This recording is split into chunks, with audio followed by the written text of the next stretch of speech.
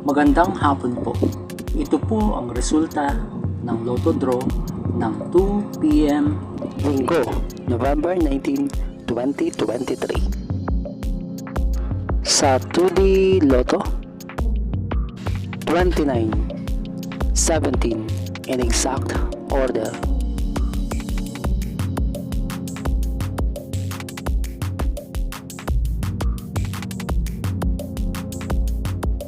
Sa 3D Lotto, 2, 8, 9 in exact order.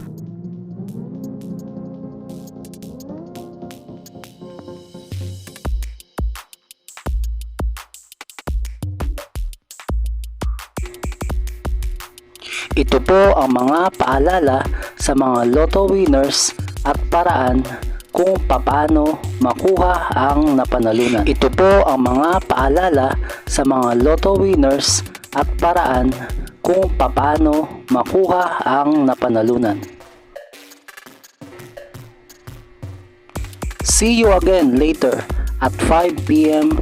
Lotto results para sa 2D Lotto at 3D Lotto. Kung nagustuhan mo ang video ito, please like, share at i-subscribe mo na yan para lagi ka updated sa mga bagong lotto results ngayon.